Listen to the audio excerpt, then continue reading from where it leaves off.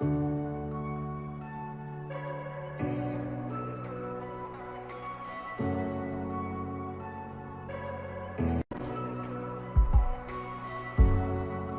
wait, you feel alive. You're floating in the air.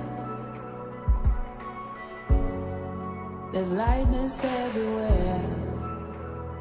Watch the stars turn, signals from another place. See the colors burst, lifting off to outer space. On a new path, waking up, it's not too late. There's no time to waste. We will elevate. Blowing up the blue skies, jumping to another time. We are traveling on gravity, reaching the horizon. We just keep on rising. We are traveling on gravity. Nothing brings us down. Nothing brings us down. Nothing brings us down. Nothing brings us down. Nothing brings us down.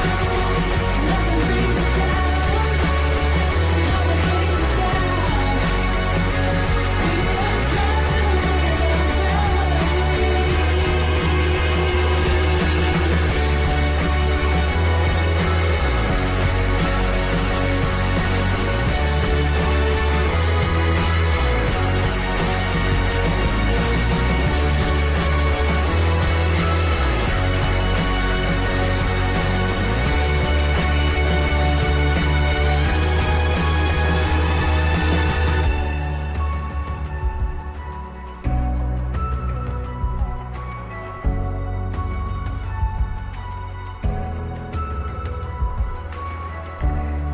You're carried by the sun. New chapters have begun. Tomorrow never ends. You're rising up again. Watch the stars turn, signals from another place. See the colors burst, lifting off to outer space. On a new path, waking up, it's not too late. There's no time to waste. We will elevate. Blue skies turning to a new high. We are traveling on gravity.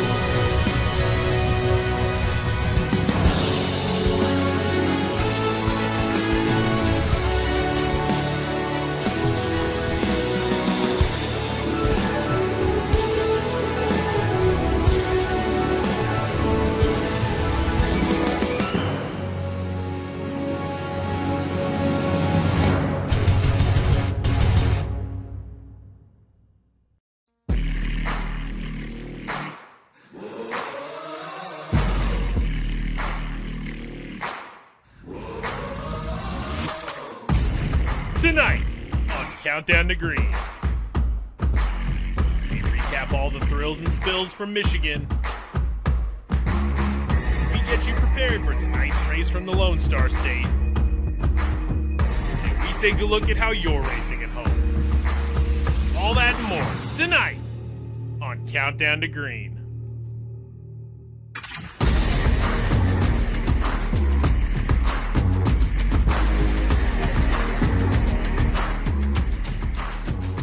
Hello and welcome to the eNASCAR Coca-Cola iRacing series. This is Countdown to Green and we are taking the series to Texas for the playoffs.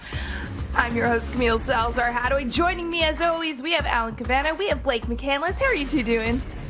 Doing great. It's already race 2 of the playoffs here in the eNASCAR Coca-Cola iRacing series. We saw a surprise in race 1, and now, Blake, we go to a track that's really unique. 2 different sets of corners. It could have its own surprises, maybe once again shake up this playoff tree. It has set up an incredible battle for the championship already. 2 spots we know at least are up for grabs on points at the finale at Homestead Miami Speedway. That could change tonight, of course. We could open that up to 3, but still a lot left to be decided and plenty of stories to cover with our playoff field shaking up after Michigan. Yes, you both are right. Things are definitely flipped for some of these drivers, which we'll touch upon a little later. But first, let's take a look back at Michigan. You guys have to take us through what happened here. There's a lot to cover, Alan, between everything that started again. How about Wyatt Tinsley? We talked about upsets in the playoffs. We get a driver who is outside of the playoffs, missed it by a point, who sits on the pole for this race. And again, it's Michigan. It's going to get crazy. A lot of 3 and 4 wide action up front pretty much the entire race.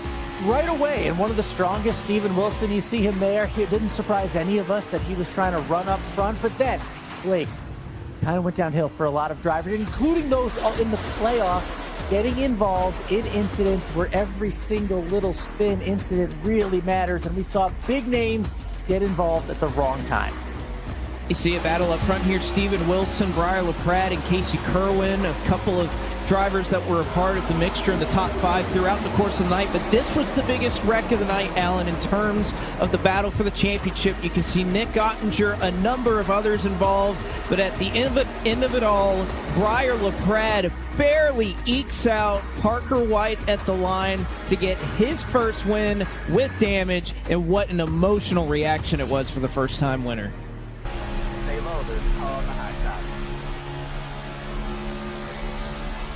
Come on! Yes! That's what I'm talking about! That's what I'm talking about! Oh my god, I did that! Good job, man. Yes! Yes! Yes! That's what I'm talking about, man! Finally! Briar. Oh my god! Good job, bud. Whew. Have it for you. Whew. Whew. Oh my god! Right, Briar. Nice work, man. Whew.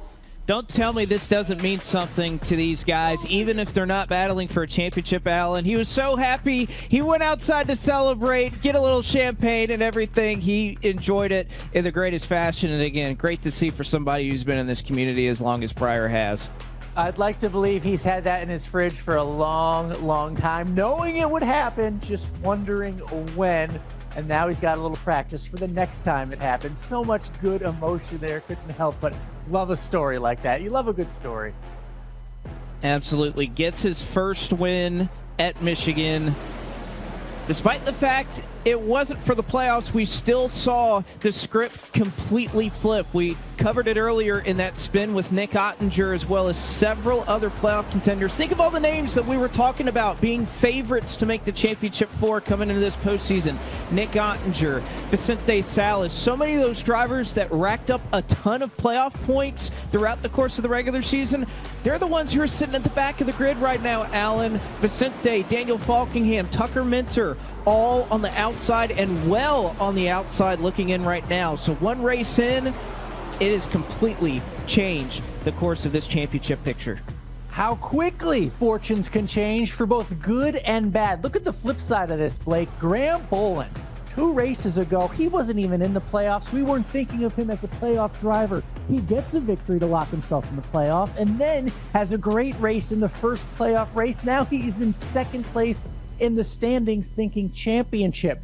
Just a few weeks ago, nothing. Now he is thinking championship. All it takes is one race. That's why these playoffs, this playoff format is so important. What can he do tonight? What can happen tonight for a driver to switch his position, his fortune? Graham Boland showed us it could change in a good way in just a few weeks.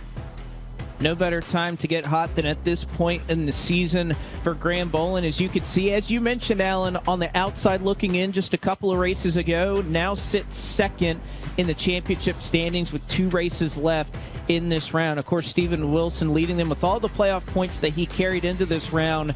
The cut line right now, right beneath Garrett Lowe with Bobby Zielinski, Vicente Salas, Falkingham, Mentor, Duval, and Nick Ottinger, 2 of which, Alan, I would say those bottom 2, you're already perhaps looking at a must-win situation to try and advance to the championship 4, but also the relegation battle continues. And look how much that win last week helped Briar LaPrade. Takes those 40 points. He's now 5 above the cut line to avoid perhaps racing with me in the Contender Series in just about a month or so, as well as the rest of those drivers on the right-hand side. How about the contrast for Spire Motorsports right now? Casey Kerwin, 107 ahead, and Malik Ray still trying to fight to stay in that top 20. So important. And let's not forget about the team standings, money, pride, a trophy on the line. William Byron Esports has been leading most of the season, but look at that.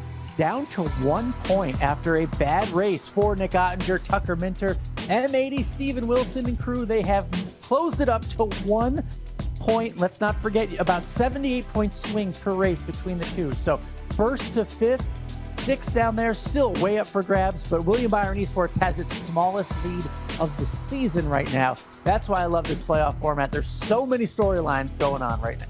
And the thing is, we saw Briar's reaction, but you have to think that it's emotional for all of the drivers, especially the ones that seeing the flip on, the side that they didn't expect as well.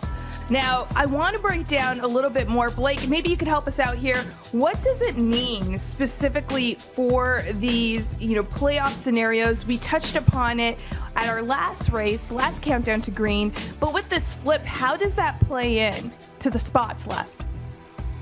Well, I think the biggest thing, you have to approach this race just looking at your point scenario. If you're already in Dylan Duval or Nick Ottinger's position, you're probably looking to get really aggressive already in terms of strategy, because you don't really need those points. They're not going to help you out that much. You need to focus on what can I do to win the race. So especially coming to a place like Texas, Allen, strategy can certainly become part of that. Yeah, and at least we know 2 of those spots on the right side of the screen will be by points. So if you are a Parker White, a Graham Boland, you can be, dare I say, happy without winning, but you can be happy with a top 5, top 10, as long as you are keeping yourself up there in the point standings.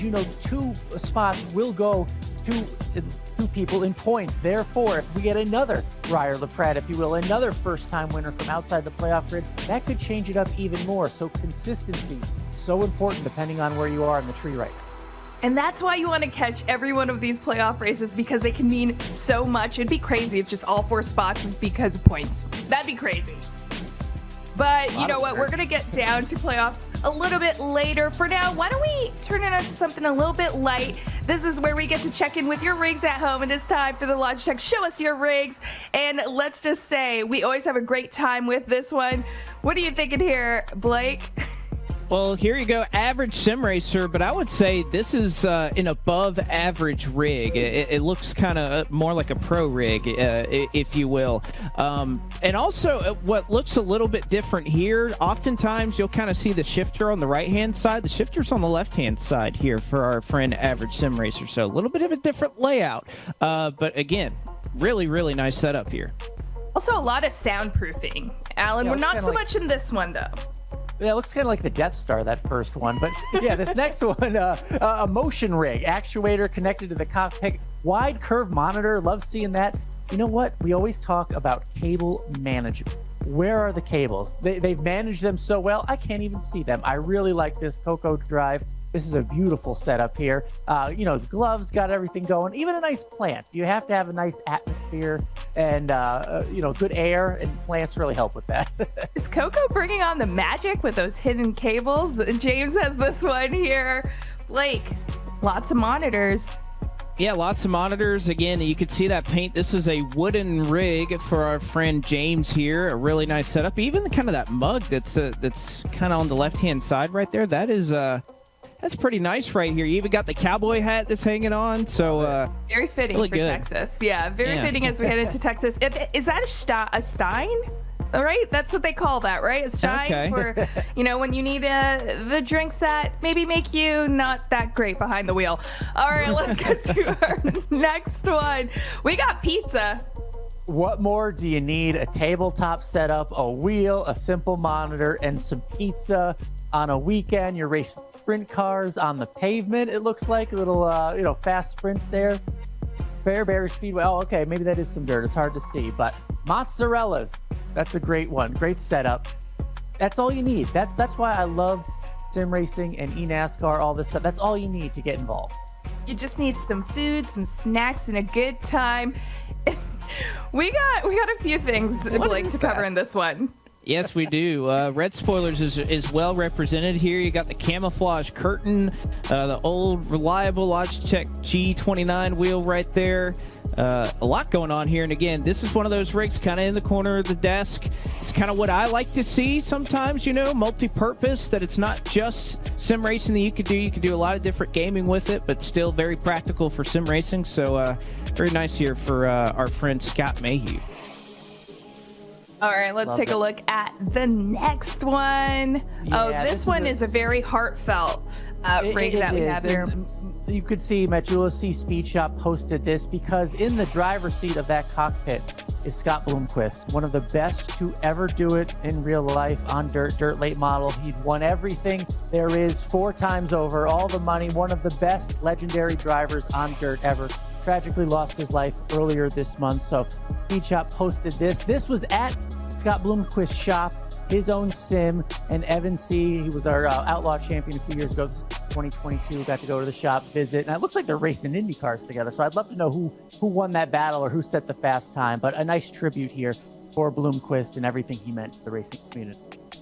Very much so. A nice setup that they have right there, as well as the fact that, well, speaking of rigs, we may have a special setup for one of our teams a little bit later on tonight.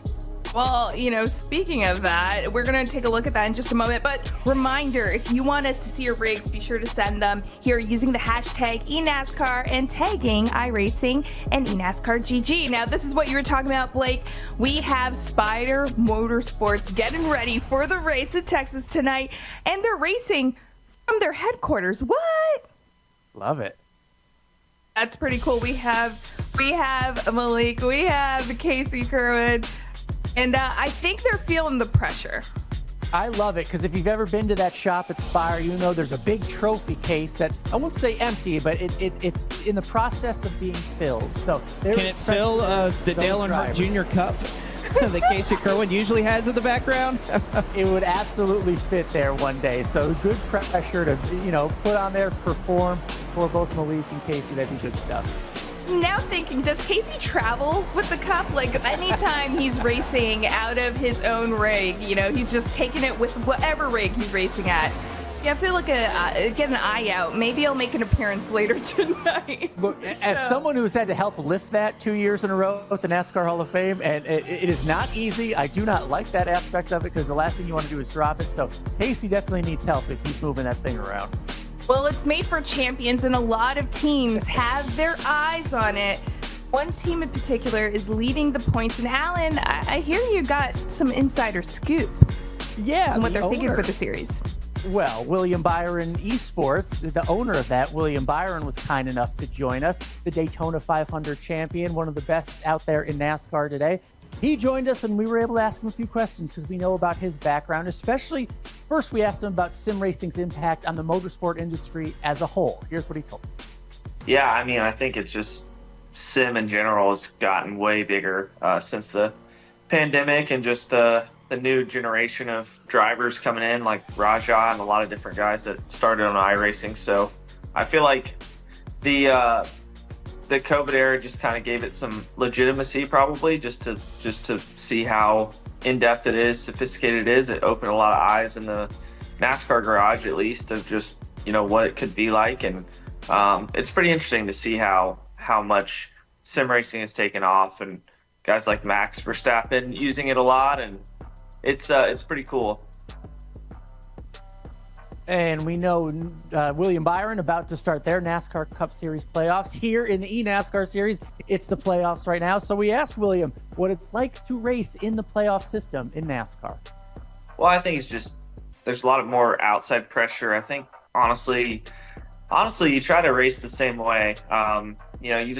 You try to maximize your day, try to get the most you can out of it, try to not make big mistakes and eliminate yourself. So it's just a lot of preparation goes into it, but once you get on the racetrack, you try to treat it exactly the same, and then work your way through the rounds. I think that's the big thing, is just how each race is different, and you just have to treat it basically one race at a time.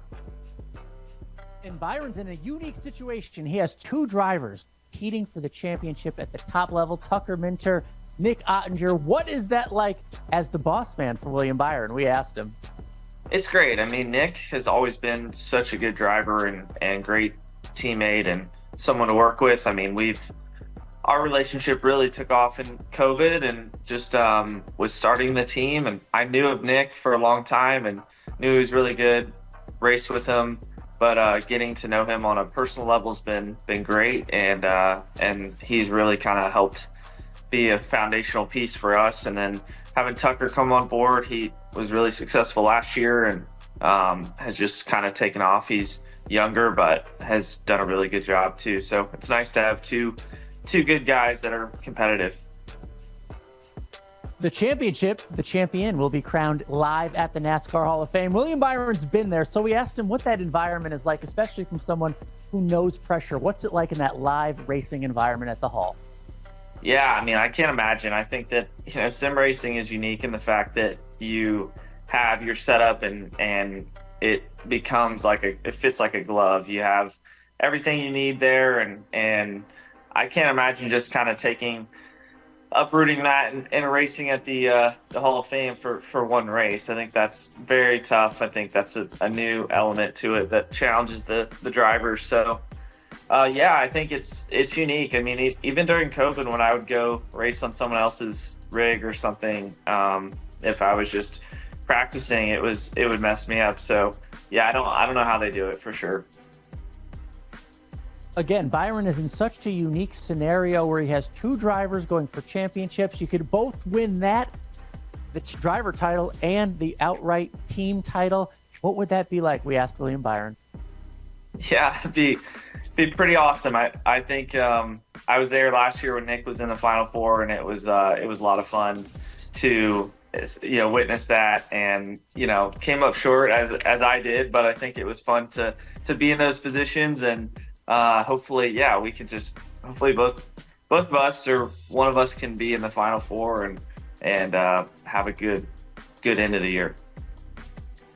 And of course, we are racing Texas tonight, so why not ask someone who has run high speeds in the next gen car at Texas? We asked Willie B, what's it like to run that car at Texas? Yeah, the next gen car is really edgy at Texas, so takes a certain craft for sure. You've got to be able to place the car in the right spots. The groove is pretty narrow. Turn 1 and 2 is really flat, so it just is trying to place the car in the right spot and get the most, best exit you can off of turn 2, and then turn 3 and 4 is pretty straightforward.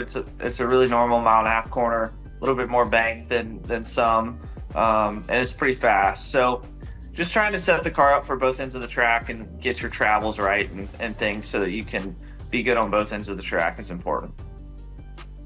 One of NASCAR's best, who's made plenty of laps, both in real life at Texas and on the sim, Blake, we have William Byron telling us where you want to be on the track. How about from your perspective? You made plenty of laps at Texas as well. What's it like on this track? I think Willie B described it to a T, especially trying to handle at both ends, because it's changed so radically right since the repave. 1.5 miles here, turns 1 and 2, that's where the banking is totally different. A very wide corner, 20 degrees, and then you go down a long back straightaway to 3 and 4 that has remained relatively untouched since the repave. But with the 24 degrees of banking, you can carry a lot of speed, but expect the groove, especially in 1 and 2, to widen out towards the middle of the field. And how about the last winner won a championship here with Keegan Leahy?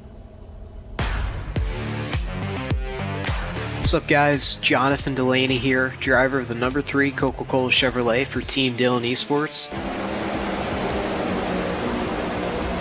Tonight you're going to see it pretty packed up for the first couple laps. The draft's pretty strong here. And then probably around 20-30 laps in a run, you're going to start seeing it spread out. Once tire wears start to fall off, and different people's setups start to play in. So you can see here, there's lots of lanes to choose from. That turn 1's very wide. Got a lot of different lanes to choose from. You just got to figure out where the grip's at. Kind of same way in here at 3 and 4. A lot of lanes to choose from. The wall isn't too bad. There's a pretty big bump up there, so if you hit that bump, really upsets the car and can really ruin your run going down the front stretch here. Being able to work your car through dirty air tonight is going to be really crucial and key if you're looking to gain spots and maintain your position on the track. See, it's going to be a lot of tight racing tonight. Just kind of be like how it was in Michigan. You see a lot of 3, maybe even 4 wide tonight. Even pit strategy too there. You see some guys coming down pit road. Well, there's a couple laps around Texas Motor Speedway for you guys.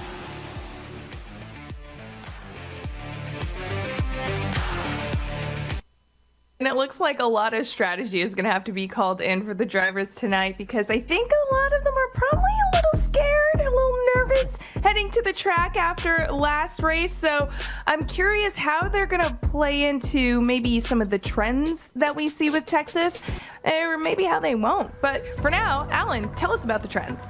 Well, we'll have to see, because this is the 13th time that we have been in the eNASCAR Coca-Cola iRacing Series to Texas. And it's the first race, though, at Texas Motor Speedway since 2021. So maybe some people racing this in this environment for the first time. Of course, though, that'll be interesting to see because we've been there before. Nick Ottinger is the only 2024 playoff driver with the Texas win. He won this way back in 2013, leading 128 laps back when the races were longer, the track was different, the surface was different, the cars were different. So I don't know how much he can take, but he is a past winner here at Texas Motor Speedway. For the playoff drivers, only 2 drivers have won at Texas multiple times. Ray Alfala, 2011 and 2012, and Ryan Luza did it also back-to-back, interestingly enough, in 20 and 2019. See what if any of them can do it. The average starting position of the Texas winner is 7th. That's interesting because only 2 winners have started outside the top 10. Qualifying is so important anytime, but especially in the playoffs, and it looks like here at Texas as well, you want start up front, especially in a race length like this. Only 2 Texas winners went on to win the championship. Ray Alfala, both years that he won in 11 and 12, and Keegan Leahy, the last time we raced here in 2021. Keegan won the race, went on to win the championship. We'll see what it means here in 2024 for the Texas winner. Get that big Dale Earnhardt Jr. Cup trophy. We said qualifying was so important. Blake, do we know who the pole setter is going to be so far? Hey, save that news a little bit, Blake. You gotta save that news, Blake, because you're trying to jump the gun. Because we do have something that you should relish in a little bit. Oh. Okay, I'll give you that, Alan. It's our driver picks. So let's remind everyone of our points. Well, that's a big. You want the most numbers, right? This isn't golf, right, Blake? You want a high score. I think you're correct. Okay, good. Well, I'm doing good then. Well, you know what? I'm not going to rag on Blake even more because we saw that flip up. I'm not going to jinx myself this year. I'm still coming for you, Alan. We have 2 more picks to go after tonight, so it is going to be it's going to be our picks, and when I mean our, mine. that's going to win. But before I get to my picks, let's start off. Blake, you go first. Who's your pick All right. tonight? So looking at my Championship 4 bracket, I think this driver is already in a position where he's going to need a win, and I think he gets it done tonight. I'm going with the man. He stole it at Indy. I'm going to say he steals another one tonight for JGR. Daniel Falkingham, career win number 2, locks his way to the Championship 4 tonight. Good pick, Blake. I used a similar mindset in making my pick. Someone who needs a win, Tucker Minter. The young guy coming through at the bottom of the standings, though, after a bad run in Michigan. I think he needs it and gets it tonight. All right, well, let's get to my pick. I know you were saying it before. Previous winner. Let's go, Vicente Salas. Let's do it. We could do this. You know what? I think the best part of our picks tonight is the fact that neither of us picked Steven Wilson. No Steven Wilson. no I'm Steven sure he'll go out Well, there and either lead y'all every pick lap. Steven Wilson, and he must be thrilled. Guess what? Because he won the poll tonight. So No! there you go. I was actually talking to the crew. I was up there at Boston with the iRacing crew, and I was saying how I think I may sometimes jinx drivers. So, Vicente, I hope I'm not jinxing you today. Poor Vicente. But before we get into the race tonight, we do have someone who is not a stranger to the pressure of the track. We have Michael Conti joining us, who's going to be looking at the race very closely. How you feeling? How you doing? Doing good, yeah, can't complain. Looking forward you know to what? a really He's good pulling race. the old muted. Who's your pick for tonight? Vicente Salas gets it done. Oh, and he's trying to keep us in suspense here. No. I can hear him. Yeah, Oh, you no, can yeah. hear Hello. him. Can you hear me? He's picking He's agreeing with Vicente you. just like you did. Yeah, he's picking Vicente just like you did. to me. Ooh, So, okay. Great minds thinking alike. Good to I have think Michael that was a Conti production on. thing. Great minds do think alike. I'm going with Michael's pick, and because of that, it won't be Jinx tonight. We're going for it, Salas. But before we get to the race tonight, I do want to thank all of you for watching Countdown to Green, the production crew for helping put the show together, and of course you two for being here with me. Be sure to grab a snack right now because we got the race. It means it all right here in Texas. It's going to come out on top. Stick around. Every time you sit behind the wheel, you buckle up for the unexpected. You get ready to take on the competition and brace yourself for the chaos, the speed, the weather, the unknown. But above all, when strapping in, you put trust in yourself, your intuition. Make it your guide to win, your drive to win. He's a winner in this. And nothing is going to stop you from winning.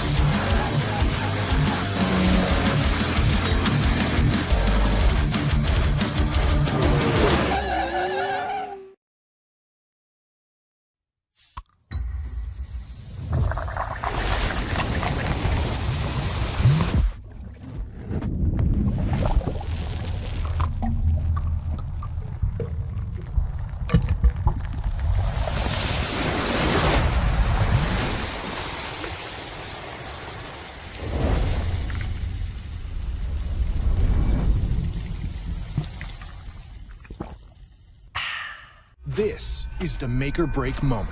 Oh my goodness! Not just for the day, but for the years to come. This is where a race isn't just about the race. It's about the doors it can open. That kid is amazing. The number of fans wearing your number. This is the chance to carve your name into the history books. This is the NASCAR Xfinity Series.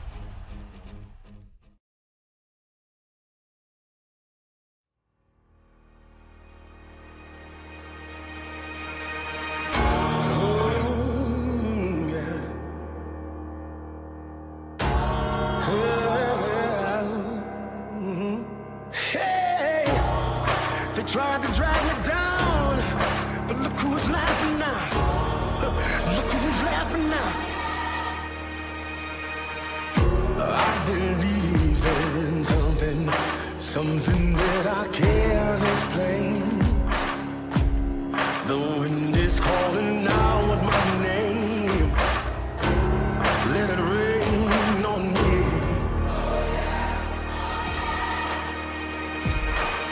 You know I put in the hours, and I'm not gonna wait in line. I'm gonna take what's mine for the world to see. You gotta take the lead. You gotta feel the fire.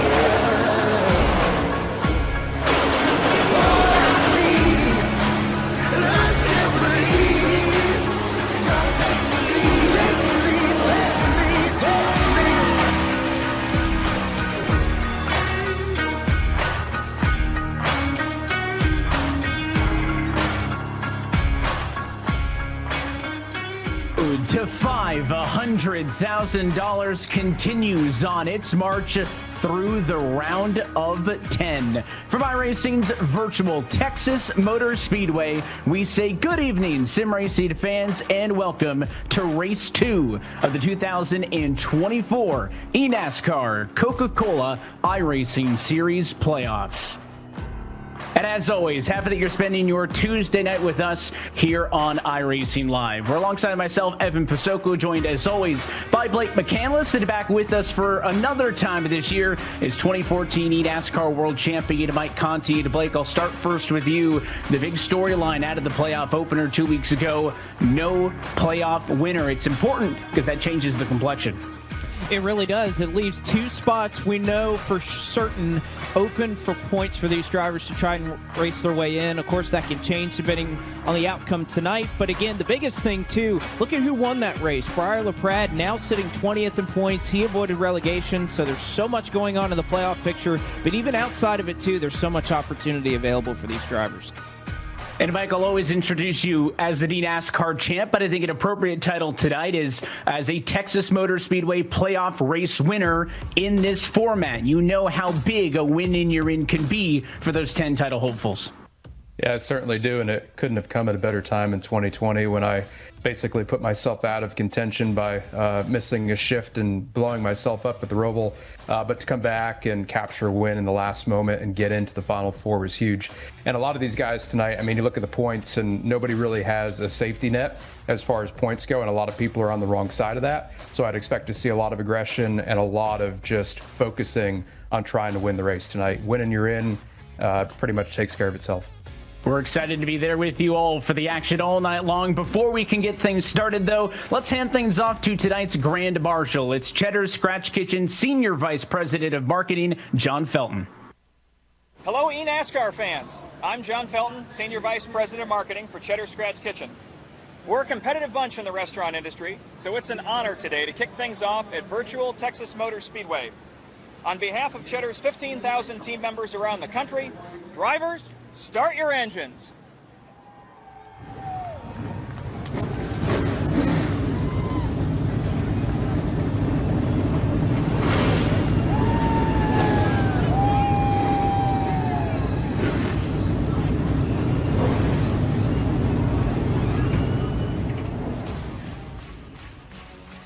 Welcome, everyone, to the second round of the 2024 eNASCAR Coca-Cola iRacing Series playoffs. 10 drivers have separated themselves from the pack and enter this final stretch with the chance of being an eNASCAR champion, the chance to be $100,000 richer, and the chance of reaching sim racing immortality. Ladies and gentlemen, these are your eNASCAR Coca-Cola iRacing Series playoff contenders. Your 2023 and regular season champion not only bagged 3 wins, but dominated the stat sheets across the board. With an average finish just outside of 6, can anyone stop him from going back-to-back? From Iowa City, Iowa, in the number 10 M80 Mustang, it's Steven Wilson. The road course ace grabbed his 2 wins in Chicago and across the pond at Brands Hatch. An eNASCAR playoff veteran, he's done being the bridesmaid. In the number 18 Joe Gibbs Racing Toyota from Fresno, California, it's Bobby Z, Bobby Zelensky. Bringing a legend of motorsport into eNASCAR playoff contention for the first time in the number 11 Toyota for Tony Kanaan Esports.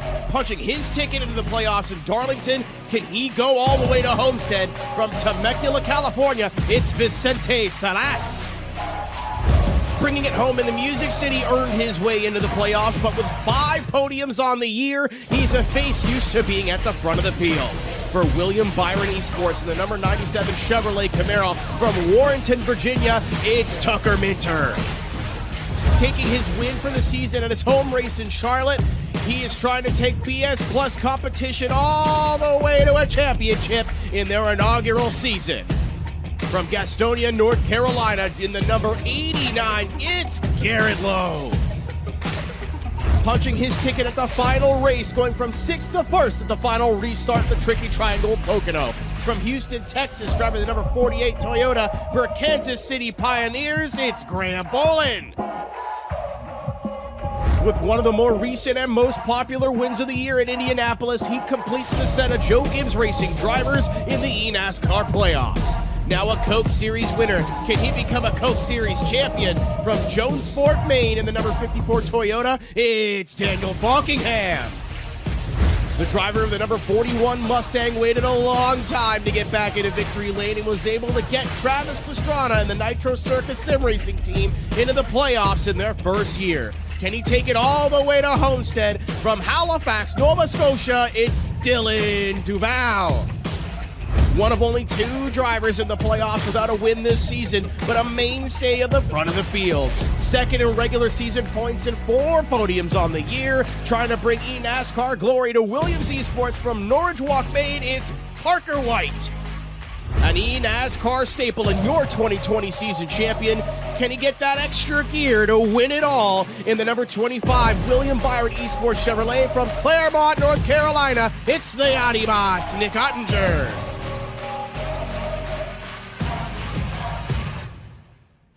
Only 4 of these drivers will find themselves racing for a championship in Homestead, but it all continues deep in the heart of Texas. Who will walk away a champion and $100,000 richer? We're about to find out as the 2024 eNASCAR Coca-Cola iRacing Series playoffs continue now.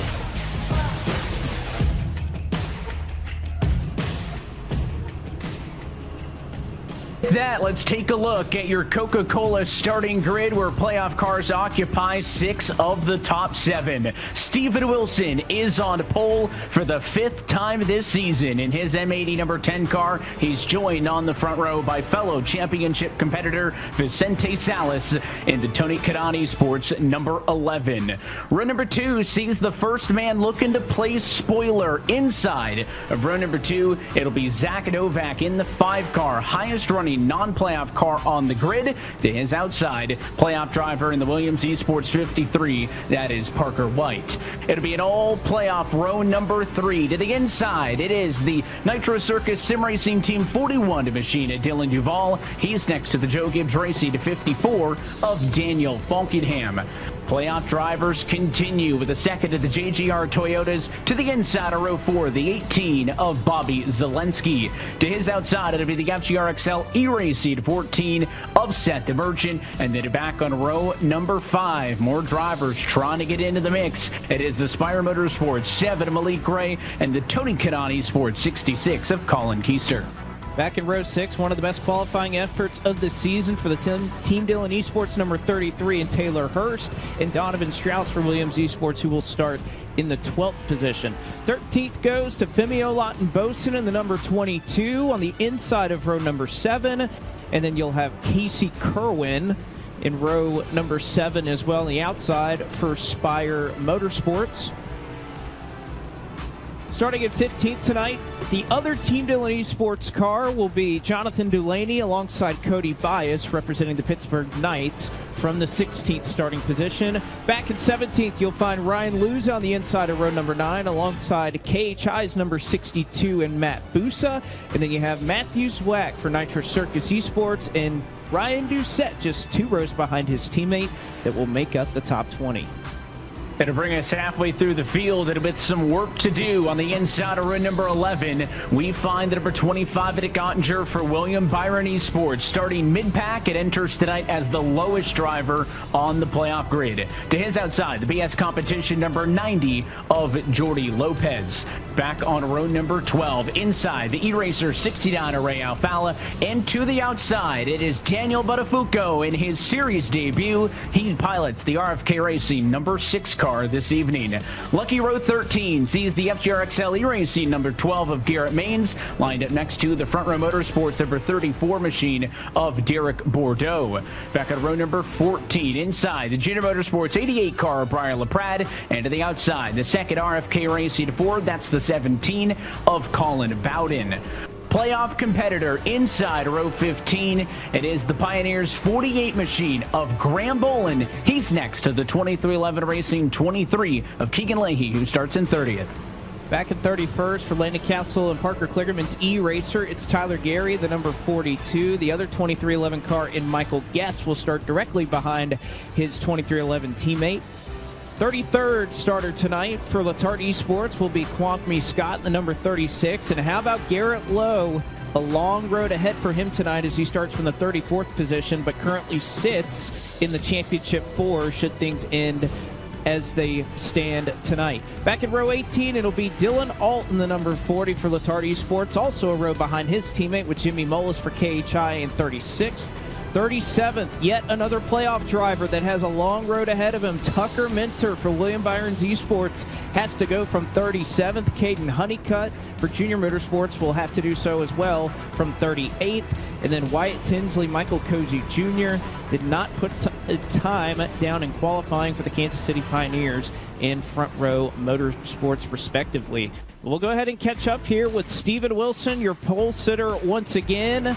And Steven, you come in here with the playoff points lead over the rest of the field. Now you're starting on pole. Can imagine the confidence is probably at an all-time high right now. Yeah, you know, pole's nice, but obviously we've won a couple poles this year and not won the race. So checkbox number 1 is complete, though. Of course, starting up front is always easier than if I were to mess up. So this is as good of a spot as I can be in. So hopefully we just execute all race. Hopefully our speed's good. Hopefully we get it on the setup, which we've been good at all year. So I'm confident if we just execute correctly that we'll be able to finish pretty well as well. All right, we'll see if you can add another Dale Earnhardt Jr. Cup to that background right there. Best of luck tonight. Yes, sir. Thank you. And maybe selling himself a little bit short. Last time Steven Wilson started on a pole, he was at Iowa Speedway. He went on to win the race. If he was able to do that tonight, it would guarantee himself a spot in the Championship 4. Well, let's take a look, Blake, and walk through this one with our eNASCAR race analysis. Well, again, 100 laps, 150 miles, a pit road speed that's pretty straightforward, pretty simple, down to 45 miles an hour. You can lose anywhere probably 20 or perhaps on the longer side of that, 23 seconds if you decide to come down and take one of your 3 available tire sets that are down in the pit lane. And as far as that pit window, it can be 58 to 62, a little bit past halfway. Some drivers have told me that you can go upwards of about 70 laps or so on fuel, so we'll see how that comes into play and if drivers elect to try to go a little bit longer should the opportunity present itself later on in the night. And of course, Mike, we got 6 of the playoff guys started inside of the top 7. It's weighted heavily to the top, but then there's a handful of them way back in the 20s. Yeah, for those guys starting in the back, there's not a whole lot of time. So track position's key. They don't have it to start. They're going to have a long way to go to get up front, but you've got some fast guys back there, so we'll see what they can do. Reminder, as always, you can identify those playoff cars with those red numbers on the roof, as well as the red accents on the splitters, the windshield banners, the spoilers, and much more. We'll be keeping you updated on where they are throughout tonight's race. Last time we raced here at Texas was back in 2021. That was the championship race. And now the Great American Speedway is back in the playoffs. Pace car down and in. Stephen Wilson in control. Let's go racing at Texas.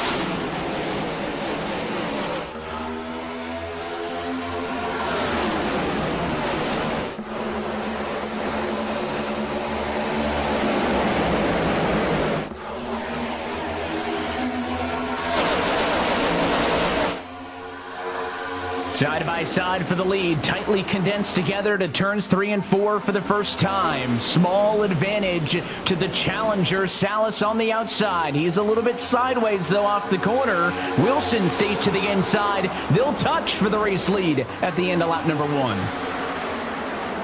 Very tight and probably going to remain this way for a couple of laps. Again, that inside and outside line right now pretty even in terms of being able to carry your momentum. I know early on in talking to a number of these teams before they got going tonight, it was all about kind of riding on the bottom early, saving those tires. It's going to go and pay dividends at this early part of the run before the track rubbers up and starts to widen out a little bit, of which, again, many drivers expect that to be the case, especially in turns 3 and 4. Saw a bobble on the back straightaway. That was the 33 at Taylor Hurst. Caught that race car, no issue, but it will cost him some positions as this midfield here flirts with a little bit of 3 wide. There's that 25 machine in the thick of it all. Nick Ottinger in the Hornet's Nest with a lot of work to do to catch up to these drivers right here. These top 10 heavily weighted in favor of these playoff drivers. And up front now, Salas clear for the top position as the 11 gets out in front.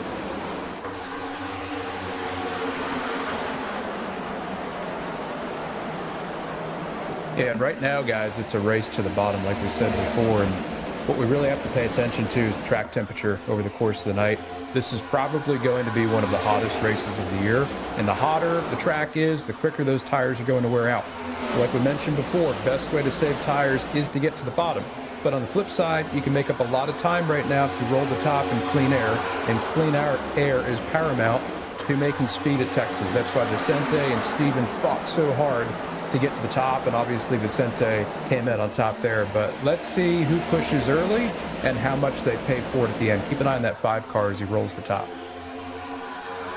Some big blocks that time down the backstretch, a couple of rows off of the battle we're watching there. Is it's all around this car here to the outside is the 77 Casey Kerwin. He's 3 wide right now with Donovan Strauss in the middle, and you might notice with that onboard shot not in his normal location for this race. In fact, both Casey Kerwin and Malik Ray are racing tonight's race from the Spire Motorsports team shop. I've seen some observers in the background of those looks that we took a look in during Countdown to Green.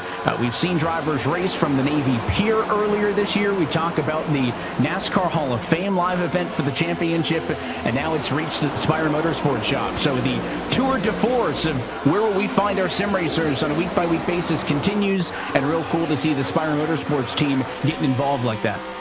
Well, and I think exactly what you saw right there with some of those aggressive blocks down the back straightaway with what Conti was talking about, that you're going to want to run, especially that inside in 3 and 4. It's really tough to run the middle, run the top side in the early part of the run. It's so easy to lose your right rear. So you're going to see a lot of those aggressive blocks, I think, early in the night. But as we continue to go on, that groove kind of widens out in 3 and 4. You're not going to see as many aggressive blocks to really cut off the bottom, because that middle lane will be available. As both the Spire Motorsports cars showing well in an environment that they're not used to. However, back up front, we mentioned Salas grabbing the lead from Steven Wilson. Now Parker White has gone by to the top side, finding his way by for second, and may try to look for the race lead here. Of course, Parker White was only 3/1000ths of a second away from a race win a couple of weeks ago in Michigan that would have locked him into the championship 4. Instead, still in the fight with everybody else, and he did get the lap led that time by. You're looking off of the back of really the only spoiler right now in the top 7, and that's Zach Novak, a former champ, but not in the postseason this year. He is right in the middle of this battle amongst the race leaders. And talk about some different colors on the cars tonight, sporting the Portillo's brand on that Chevy. And I know this race will wrap up pretty late, but maybe it's a late night snack kind of night if you got a Portillo's near you. Zach Novak's hoping to be celebrating with some of that. He's in contention, but right now he's under fire. That's Duval to his inside.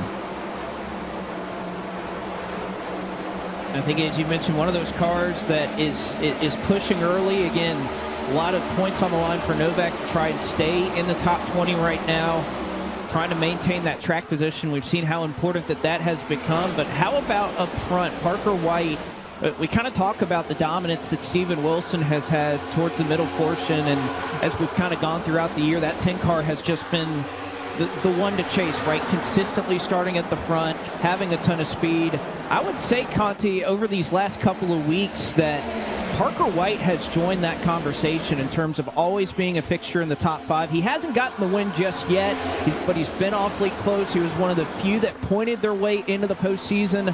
But with the performance and the drives that he's had recently, I think he's kind of really the only one we've seen that can realistically challenge or say, hey, I've had the same speed that Wilson's really showcased throughout the second part of the year. Yeah, and with Parker, he drives so well. You would think he's been in the series for much longer than he has been. But for somebody relatively new to this, and for somebody who showed a lot of prowess at the road courses, similar to how Zelensky started his career as a road course ace, that's sort of Parker's background. But man, over the last half a season or so, I mean, he's really been putting it together on the ovals too. And like we've covered at length now, 3/1000ths of a second was the difference between him being locked into the final 4 and still having to race for a spot. But the speed has certainly been there, and another driver showing some good speed tonight is Derek Bordeaux in that 34 car.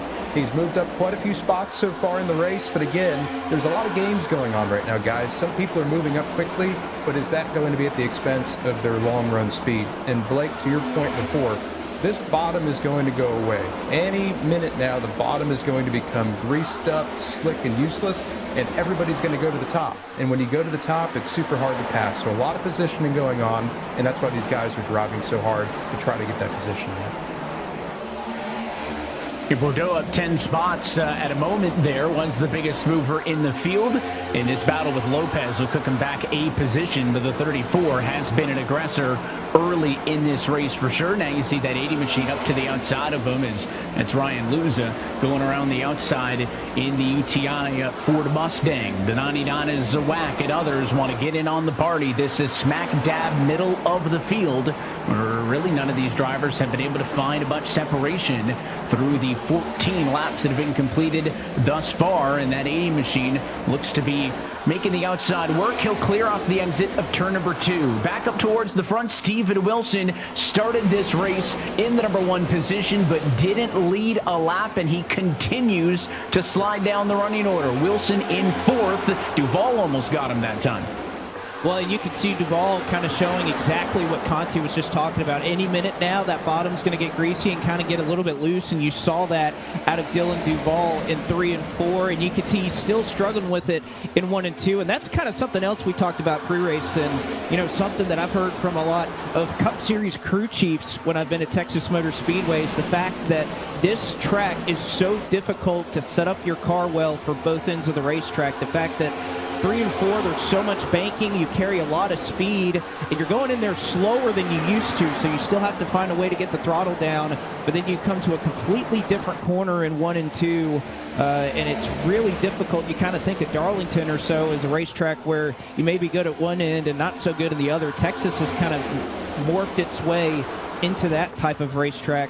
since this repave. And right now, Duval kind of struggling with that right now.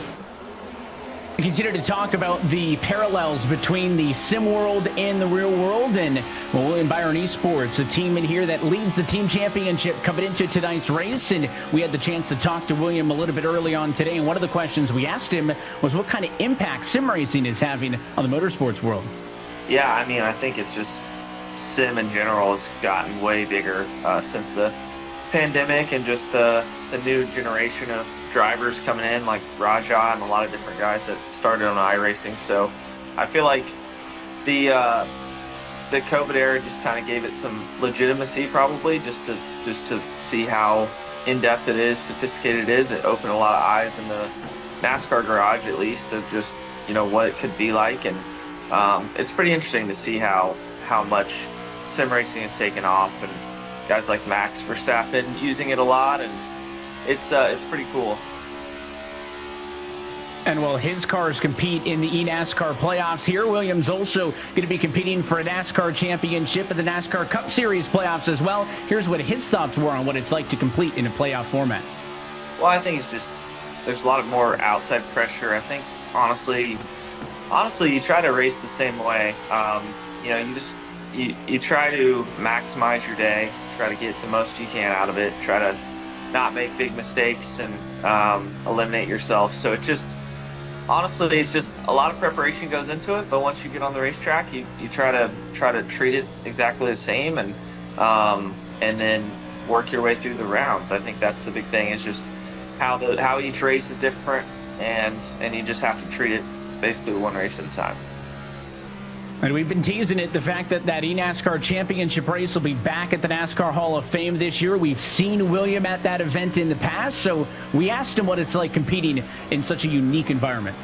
Yeah, I mean, I can't imagine. I think that, you know, sim racing is unique in the fact that you have your setup and it becomes like it fits like a glove. You have everything you need there, and I can't imagine just kind of uprooting that and racing at the Hall of Fame for one race. I think that's very tough. I think that's a new element to it that challenges the drivers. So yeah, I think it's unique. I mean, even during COVID, when I would go race on someone else's rig or something, if I was just practicing, it would mess me up. So yeah, I don't know how they do it for sure.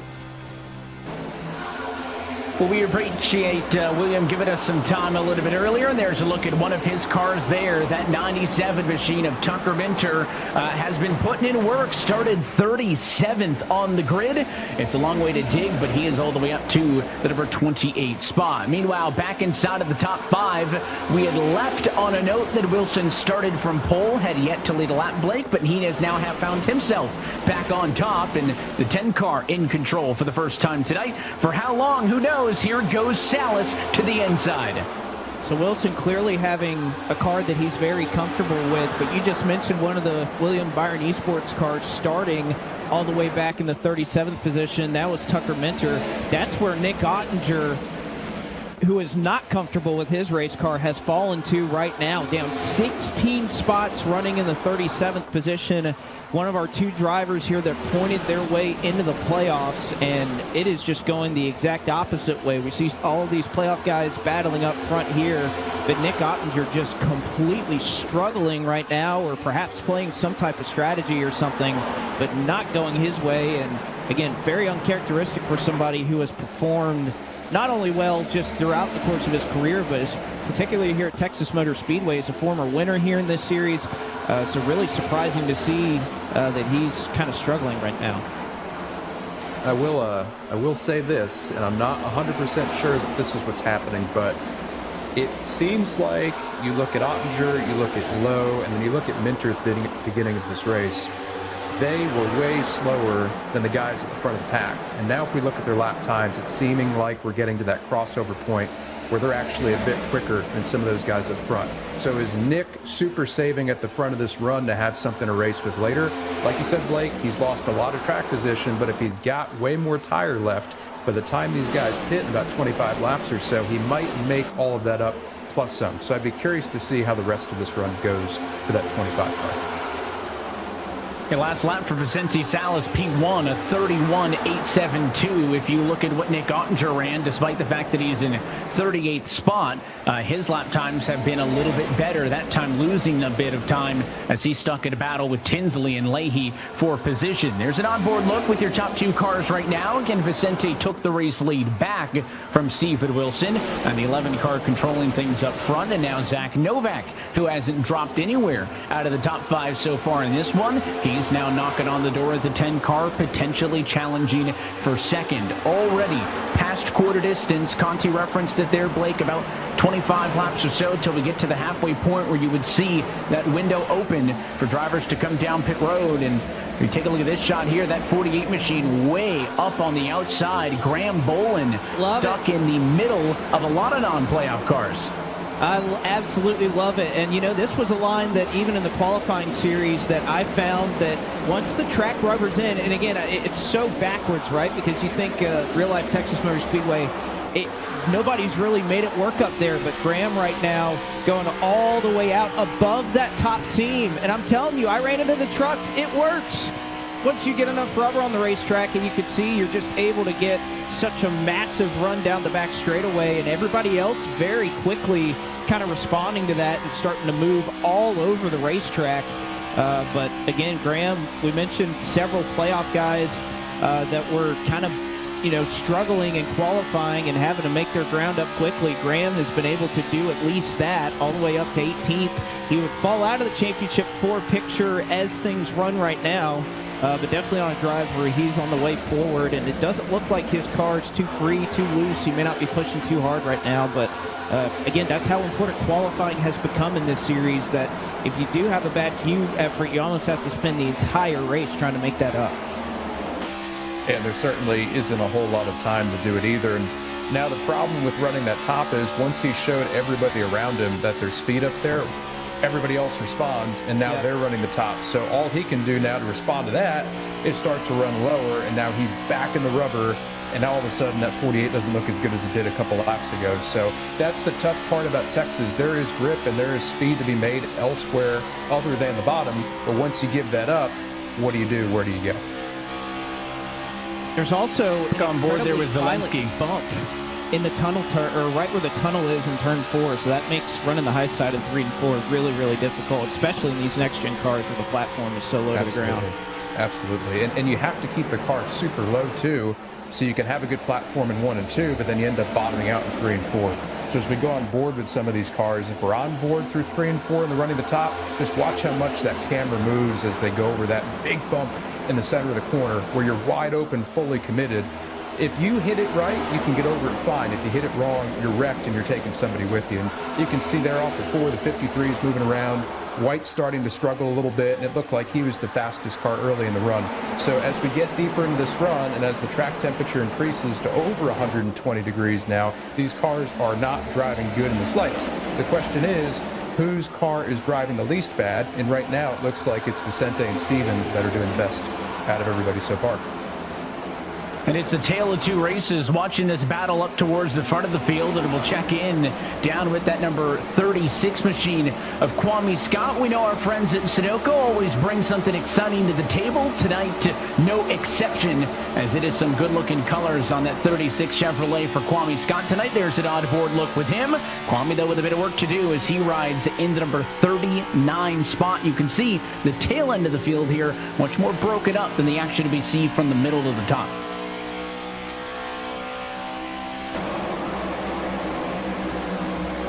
Look at that. We got 2 Sunoco cars side by side. Great photo op for that great supporter of the eNASCAR Coca-Cola iRacing series. Look at those guys, 36 and 40 car running nose to tail. But man, there is so much racing going on in the mid-pack right now, like 15th to 25th. You can see it up the road there. And it's go time, because we're probably about 15 to 20 laps away from pit stops. They see the top 4 breaking away, and the desperation is starting to set in for those guys that are losing touch with the leaders.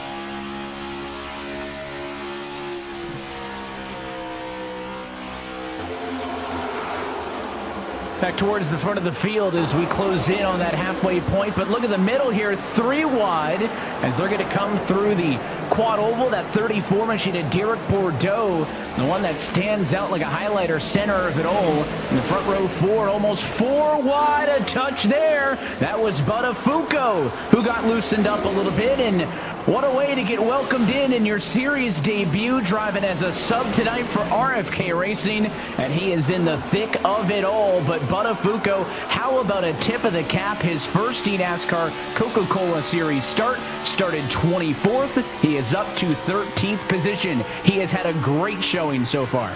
That he really has, and again, he was an eNASCAR Heat Pro League champion and was a part of almost this series as well. I mean, you think about the fact he was running in the Contender Series, and it was the Texas race, the last race of that Contender season, that basically bumped him out. He's had job obligations, so he hasn't had time to go through the Road to Pro ladder again this season, but started outside of the top 20, competes in the eNASCAR College iRacing Series as well, but doing a tremendous job. I mean, Conti, you can speak to this about, you don't really know how difficult this series is until you get out here and how every spot you have to fight for, and he is doing a tremendous job right now carving through this field and showing a lot of pace right now. Here we have it. You mentioned that eNASCAR College iRacing Series. It is coming back soon. We've seen alumni of this series win championships there. Steven Wilson, Logan Clampett, and more. And that series returns for the 2024-2025 season with the first race at Daytona coming up on September the 24th. But the qualifying window for that race opens September 10th and runs through September 19th. That series is eligible for all drivers on the iRacing service who are a part of a Canadian or American higher educational institution. So make sure you be a part of that one. That series has handed out over $100,000 in scholarships over the course of its history, and we're excited for that one to come back as you go on board there with Casey Kerwin's 77 car. He's had a good night, up 8 spots. He sits in the race high P6 for him. And pit stops have started, guys. I believe the 33 car just came in right there. Duval is coming in this time. So a little bit earlier than I expected, not quite to halfway, but I think for these guys that were in the mid-pack, kind of bunched up, not really going anywhere, they're going to put some tires on these cars and see if they can get a jump on the guys out on track. Because right now, we're about 2 seconds off as far as fall-off goes. So pitting a little bit early, putting those new tires on, you can make up a lot of time. The question is, if this goes green all the way to the end, how much are you going to lose the last 10 to 15 laps of this race? Will it work out in your favor? That's TBD at this point. It's really tough because you're going to come out, you're going to have a ton of traffic in front of you. And I think, again, where we have these races on these mile-and-a-halfs, we found that the draft is so important in being able to make up time, and that's where the shortcut works against you, because you think, you want a shortcut, you want to be able to get clean air, as we could see a brilliant pit entry there for Garrett Maines and Derek Bordeaux, but yep, they're going to be able to get through their pit stalls okay. But this is where that shortcut, if the draft is really important at a certain track, sometimes it can be difficult to try and make that work. So, and we'll see if we stay green. That's the other thing. It has to stay green too.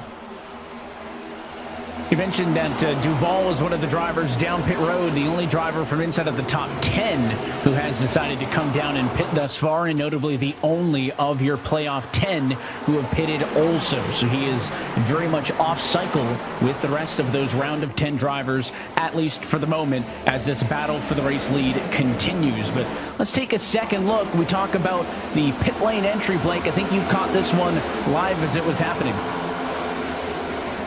See how this goes, and again, we mentioned how great of a pit entry it was for Garrett Maines, and I mean, that's about as textbook as you can get it. Lock up right before the line, you don't speed, you even make that pass before you get to the pit stall, and again, those little differences, you come out, half a second ahead, you end up jumping somebody, you get some clean air. Michael, you know it, that even just small things like gaining just a little bit of time on pit entry, they end up making potentially a big difference. Yeah, certainly. With how tight this pack was before pit stops, making up a half a second to a second on entry could be the difference between quite a few spots later in the race. And obviously, being in front of cars when you get back on track is much better than having to pass them. As we see a battle here for second between Vicente and Parker White. And then look at Bobby Zelensky just kind of hanging out in the top 5, very quiet, looking to go top 3 right here. I'm telling you, that 18 car looks really good, much better than he's looked most of this year, so he might have something to contend with here, and wouldn't that be something if he could get himself into the Final Four yet again?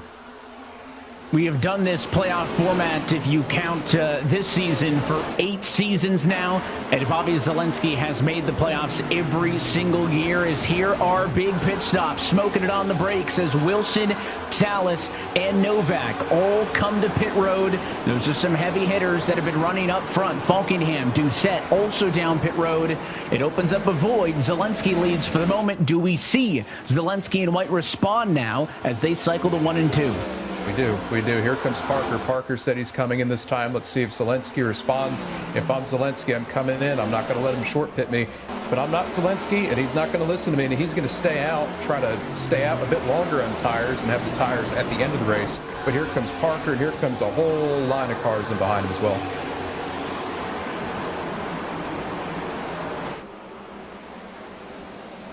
And now how does this cycle out? So we see Bobby here coming off of turn 2. He's got a decent sized gap over Jordy, who's assumed second place. And now I think the question is, how long does this 18 stay out? And what strategy does he play? And here he comes, Zalenski 2 laps later, lap number 47, pitting from the race lead, and he's got a whole host more down pit road with him. Boland, Buttafuoco, Kerwin, Lopez, and others. But Zalenski is down pit road. That leaves only Minter, Lowe, and Ottinger of your playoff cars who have yet to come down. And I think at this point, again, this is where I think relegation really kind of works into the strategy of this race, because if you're one of these drivers that has, you know, a 30 or 40 point deficit to make up here in the next 2 races, you can afford to be pretty aggressive. And although tires, that's kind of the worry as far as how long you can stay out. The fuel window is up to about 70 laps. So if somebody really wants to push the issue, if they want to try to just maintain track position as much as possible, I don't think it's out of the question that you might see somebody like a Matt Bussa or Colin Bowden right now that we can see that stays out and tries to push this and maybe catch a yellow in the next 10 or 15 laps or so, because they could go quite a ways past halfway tonight. Yeah, there are 2 very distinct objectives up front right now. You have Bussa and Bowden. They're worried about relegation like you talked about, but then it's not by chance that Minter and Nick and these guys are up front, and they're going to try to stretch it as long as they can to see if they can catch a caution, trap some people a lap down, have a spare set of tires left at the end. I mean, there's a lot going on right now. It's going to be interesting to see how this all washes out at the end. A couple more drivers on the radio say that they'll be down pit road this time. One of them is the driver we're on board with as Matt Bussa comes in from the number 2 spot. And well, yes, a majority of the playoff cars had pitted. That doesn't speak for the field. 4 wide moment there. That's the 22 car driving up the inside. And this is exactly why we'll see so many cars stay out and try to catch a yellow. It's because they're still driving like this 4 position. Plus, you have all the cars who have pitted on better tires intermingling amongst all of this chaos. And you know what? A lot of people said a lot of things about some of the drivers in this series after Michigan last week. And I don't really care about that, because what we just saw right there, that took a lot of talent and a lot of coordination not to wad up a bunch of cars right there. So positive reinforcement, hats off to those guys. That was an awesome job making new tires and old tires work together there and to keep this race green. Great job by those guys to make that work.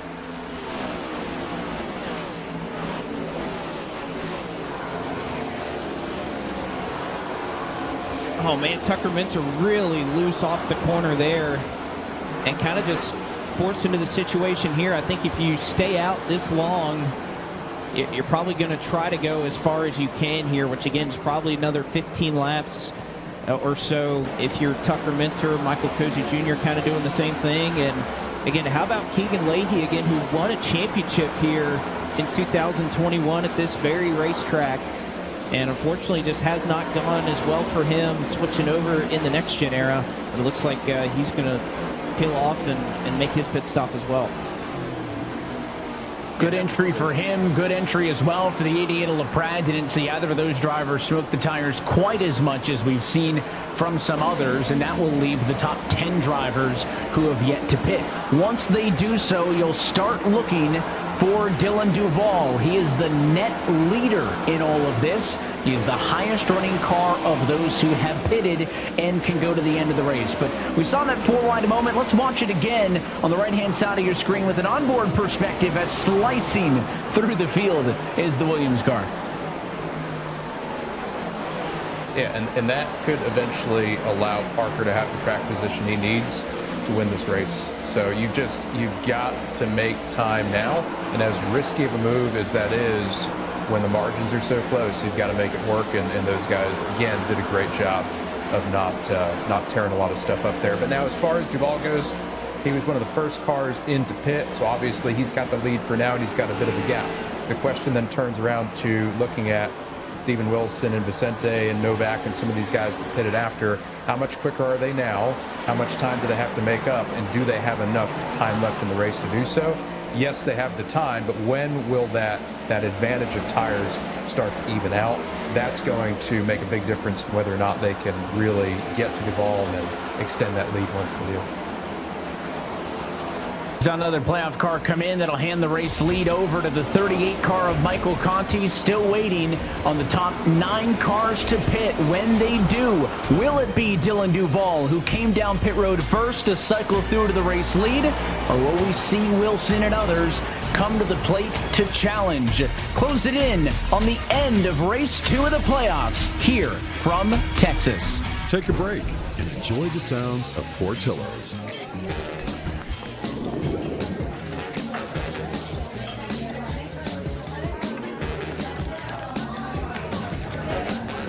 Order number 3, come see me.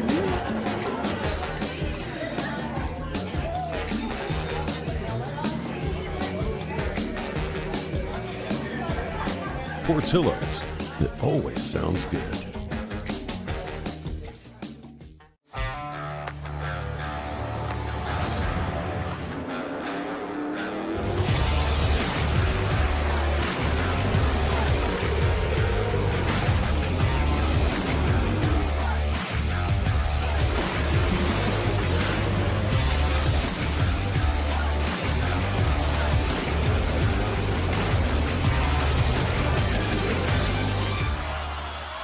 Pre-order your copy today. When you want to be the best, you can't settle for the rest. For anything on iRacing, there's just one name you need: Makoni. We now provide the best of the best in setups, paint schemes, coaching, broadcasting, and event organization. With cars across all 4 license classes, we have what you need to hit the track with confidence. Grab a subscription and save money while going fast at McConeySetupShop.com/subscriptions. And remember, at McConey Setup Shop, there are setups, but your victories. Who's up for a little bit of chaos? Hold on. It's Larson. A dash of drama. A touch of temper. Who's down to take it to the streets? To bring the triangle? To hit the bricks? Who's game for a little fireworks between friends? See, that's a trick question. With the playoffs coming, there are no friends.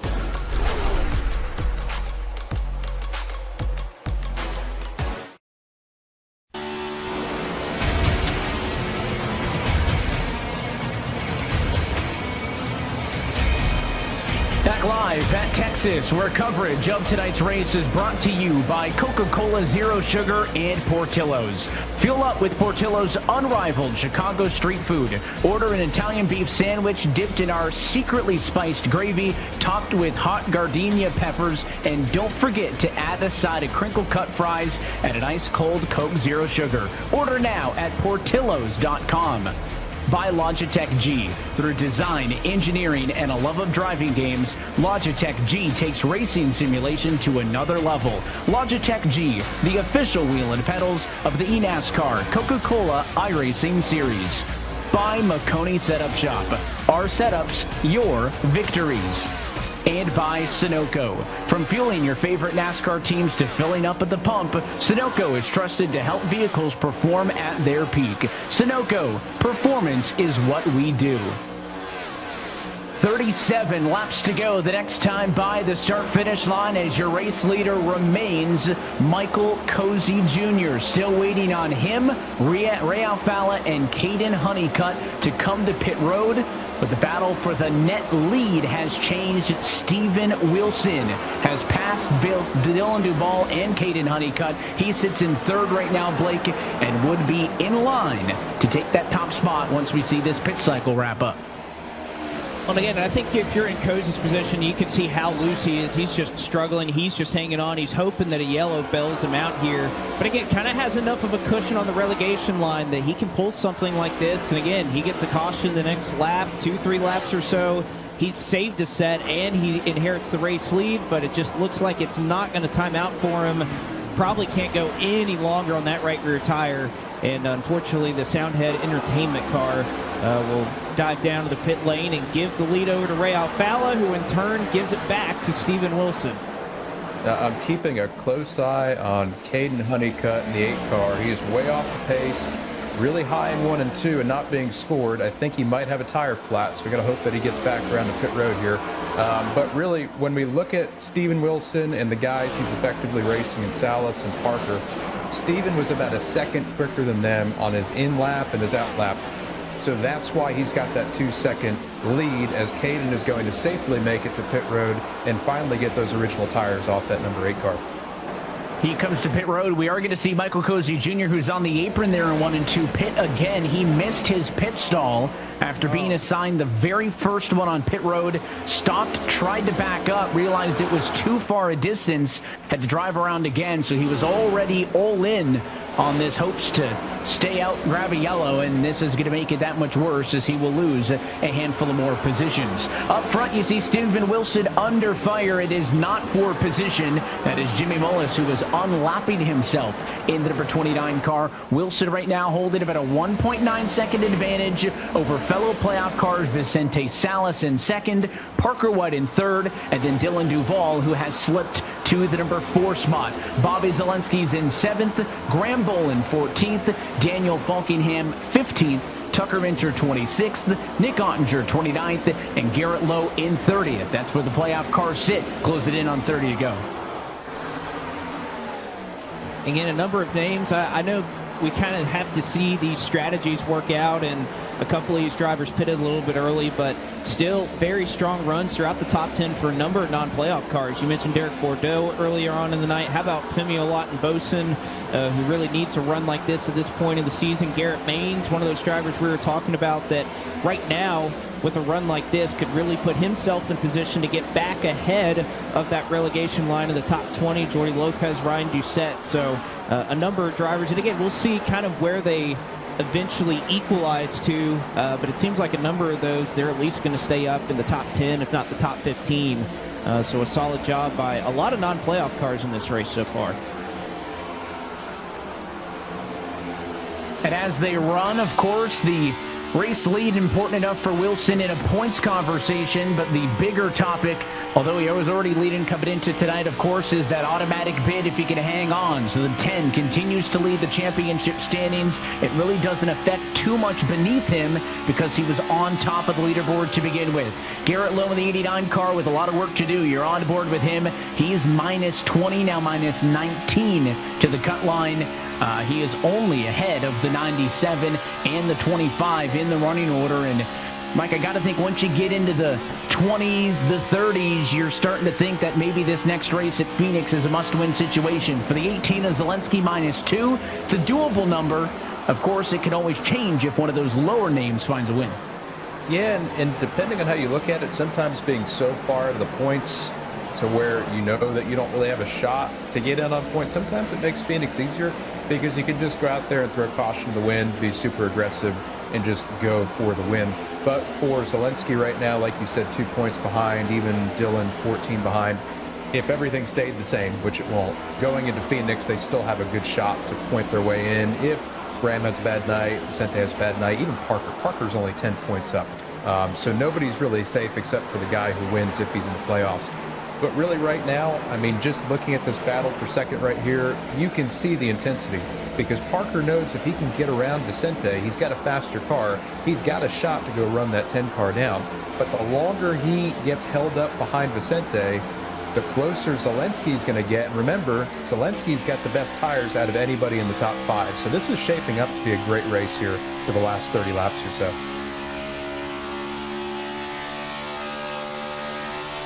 And there we go. Parker gets around Vicente. I think Vicente let him go right there.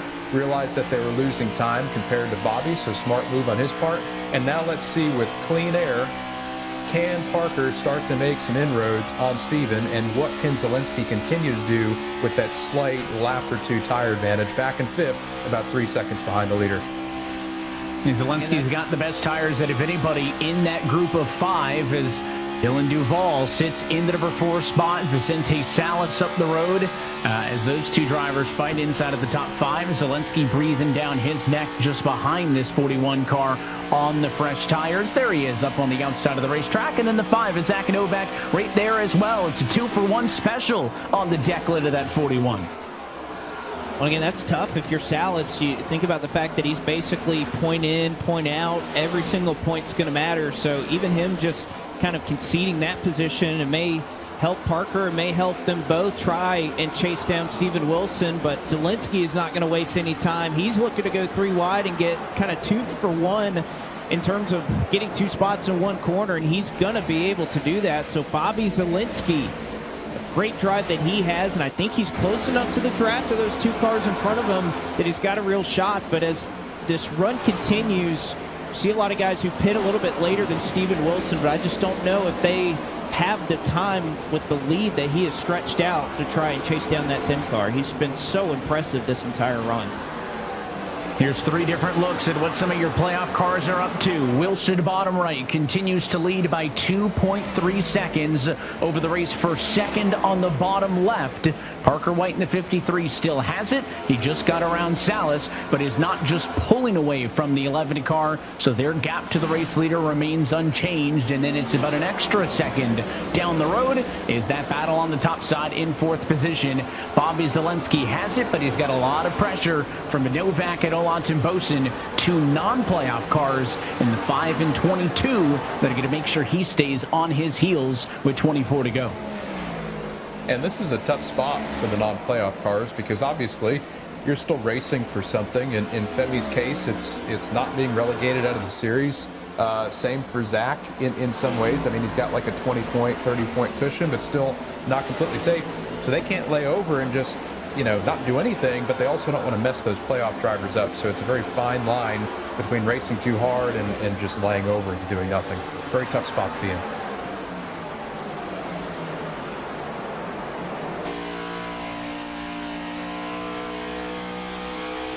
Good chance to remind you, if you want all the latest news and updates from the world of eNASCAR, then sign up today. Scan the QR code on the screen now and stay in the know with iRacing, the official simulation partner of NASCAR. We've got this Coke Series Championship on the line, the College Series set to return soon, the qualifying series for this championship in 2025 coming to a close shortly. There is always nonstop action, but when it comes to this, the road to $500,000, you can find more information on this series and even information on how you could be a driver one day. That's all at iRacing.com/eNASCAR. Might want to bookmark that one as we race over the course of these next couple weeks and look to crown a champion in this 15th anniversary season of the eNASCAR Coca-Cola iRacing Series. Still on board with Parker White, who sits in the number 2 spot, looking off to the back of Vicente Salas. And again, the fun extends far beyond the asphalt because you can pre-order World of Outlaws Dirt Racing 24 today. The Gold Edition includes 3-day early access and an upcoming DLC that's available for all current generation Xbox and PlayStation platforms. As you saw a pass onto Parker White, again another one that was not for position. That was lapped car Caden Honeycutt making his way through. Seems like these drivers kind of content to just keep things as is at this point. You think about Parker White, he had a great run and in a really good points position. Salas, you could say, getting just about every point you can out of tonight as well. Bobby Zielinski, so top 4 all in the playoffs and all doing an incredible job. How about Graham Bolin? Up into 8th. He's done a tremendous job from a bad starting spot tonight to try and at least keep himself in the picture when we go to Phoenix in a couple of weeks. And well, aside from that, you got to look a little ways down. Daniel Falkingham trying to work some points back. Tucker Minter just got into 19th. But also looking at that running order, just can't say enough again about Daniel Buttafuoco. Again, probably had just a couple days notice he was even going to be in this race. Didn't get to practice near as long as these guys, and here he is debuting in the top 15. That's just really, really impressive. Yeah, what a time to make your first start in the series. I think back to my first start many years ago, end of 2011. I was still a pro driver, so contender equivalent. And back then, the contenders, if there weren't enough World Championship guys, they could actually start these races. And I started one, and I did absolutely terribly, and I crashed, and it was not a good night. But Buttafuoco is doing much better than that. He's kept his nose clean. He showed some really good pace, and I mean, he's definitely in position to finish top 15. So really showing what he's capable of, and really showing his potential if he can make a run for the series someday. Yeah, the first time this year we've seen a substitute driver jump in. Earlier this year we saw Brian Beccurio fill in for Colin Bowden. That was also in an RFK machine. So excited to see those two drivers make it onto the grid here in 2024. And again, Buttafuoco is such an impressive job right now as he continues to run up 11 spots from where he started and in contention to maybe shock everybody and get a top 10 out of this one. Live points again, right-hand side of your screen, and we've seen the 18 car Zielinski make some moves forward. Salas has fallen back from P2, and those two right now 1 point of difference for 4th and 5th in the standings. This time the live look at has the 18 car favored, and while yes, that is good news, there are only guaranteed to be 2 points paying positions at minimum into the championship 4. So that P4 spot, definitely the hot seat, but at least for the moment, things swinging in favor late to that 18 car. And I think if you're Graham Bolin right now sitting in 3rd, you just almost want to assume I want to be good even with somebody who is outside the top 10 winning and getting their way in. So I think you got to think of the cut line being there. And Conti, we've talked about Dylan Duval. He's been a little bit loose. You saw a big moment right there that he had off of turn 4 trying to save that race car, and definitely a car that as we get into the last part of the run, it gets a little bit loose. And you also got to think, we've laid a bunch of rubber down and everybody's short pit, so they're going to be struggling more on the back end of this run in terms of tire wear than they did in the early part of the race. Yeah, and like we talked about before, think back, Duval was one of the first cars to pit. And at the end of the first run, he was already loose, and that was 40 laps in. As we can see here on the replay off of 4, which has been the trouble spot all night, super loose as he's crossing the wake of the 77. Does a great job to keep the car straight and keep it off the wall. So he'll live to see another set of corners. But unfortunately for Duval, he knows the last 13 laps are going to be a struggle as he's super loose again off of 4. Pinching Luza down. He sees the point slipping away, and he's going to do everything he can to hold these positions. But I'm telling you, that car looks awful. So if Duval can hold on here, hats off to him, because that car is not doing him any favors. It was almost disastrous there with Luza getting into him, and the 6 car making some moves as it's going to give Buttafuoco some more. Meanwhile, here comes the 18 of Bobby Zielinski with another spot gain, this time around Parker White in the battle for P2. It's big in terms of the race currently, but again, that's another swing in the points. Salas down more positions, Zielinski up more. All of a sudden, it's a +4 gap to the bubble and puts a little bit more pressure, Blake, to your point on Bolin, who would like to consider P3 the line to be safe. If we do see a race winner from those bottom 6 next week, it means Zielinski only currently 3 points behind the 48, but I think Bobby's still pushing. Only 11 laps to go in the race this time by. Could he possibly make up those 2.4 seconds on Wilson? He's only got 1 lap better tires, seems to be one of the best cars on track, but may run out of time.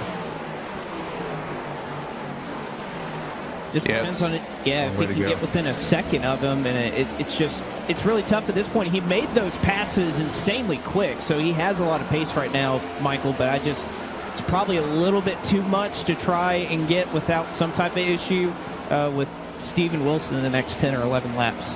Yeah, he's definitely looking for caution at this point, I would say, or maybe he's not.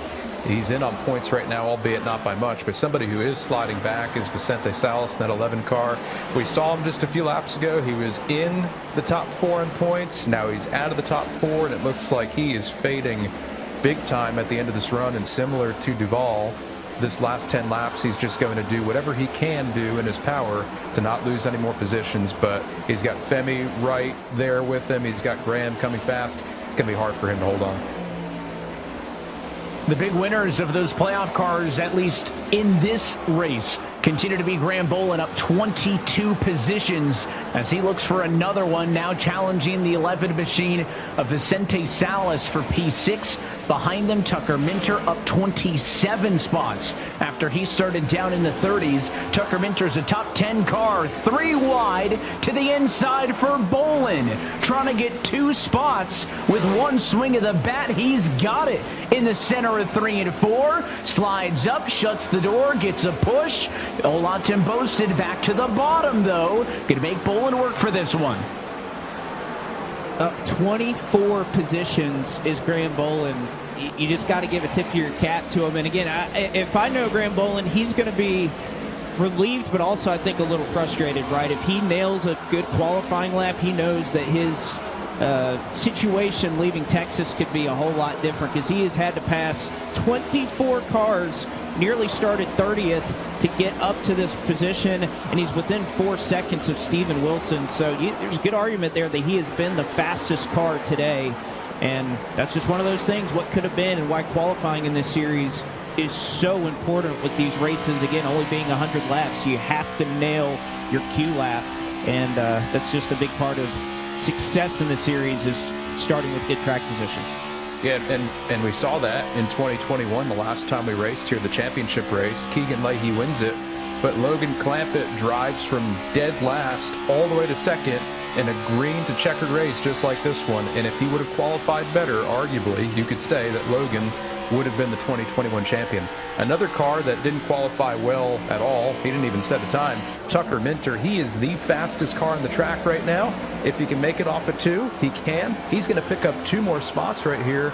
And that 97, is in the wall, but he's still good. And he's going to pick up some spots, and here he comes, Evan. Yeah, Salas squeezed him up against the fence down the back straightaway. They both got out of control. The 97 gets on through. So Tucker Minter up to a race high P7.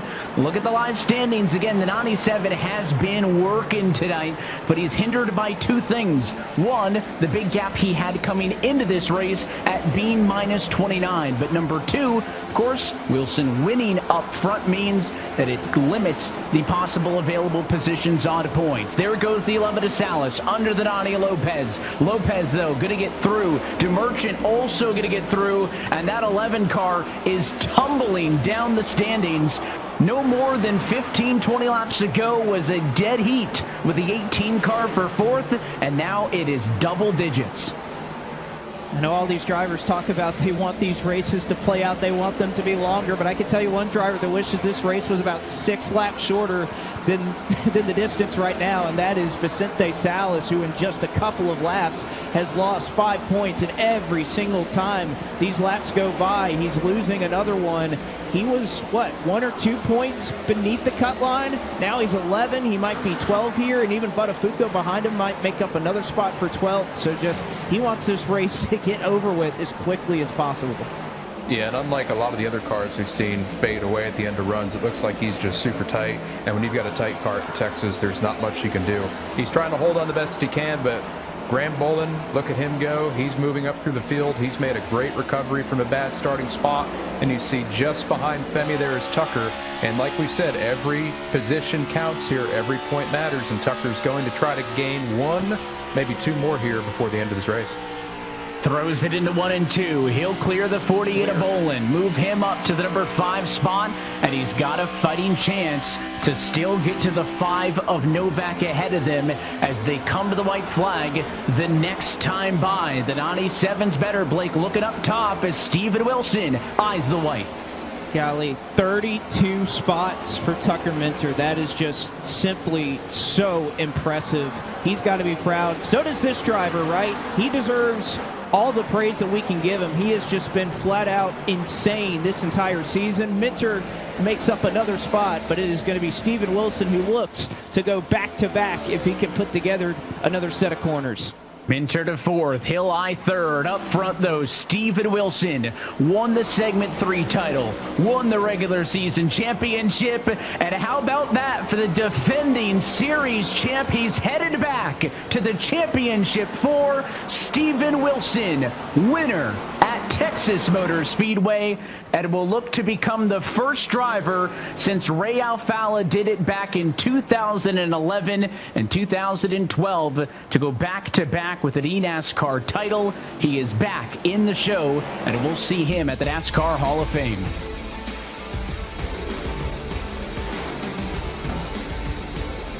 So Steven Wilson is headed to the championship for the first driver guaranteed to be fighting for the Dale Earnhardt Jr. Cup in 2024. This winning moment is brought to you by Coca-Cola, the official fan refreshment of eNASCAR. More poles, more wins than anybody else in 2024. And it is rightfully so that the defending champ is the first one that is locked in to that championship race at Homestead, Miami.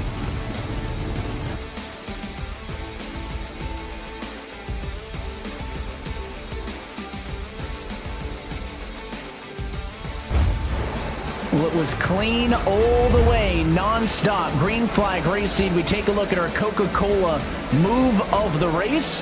And we look back to the 97 machine of Tucker Minter, who in the end, Blake, 33 cars passed on a miraculous drive.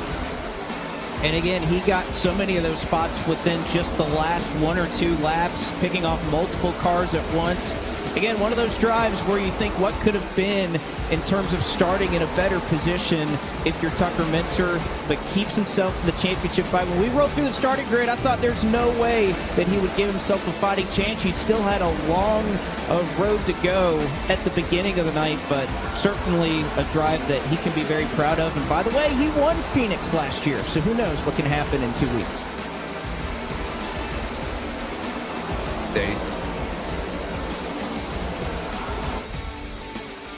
The 10 machine parks it on the front straightaway. We take a look at your updated eNASCAR Coca-Cola iRacing Series playoff bracket, and Steven Wilson is in.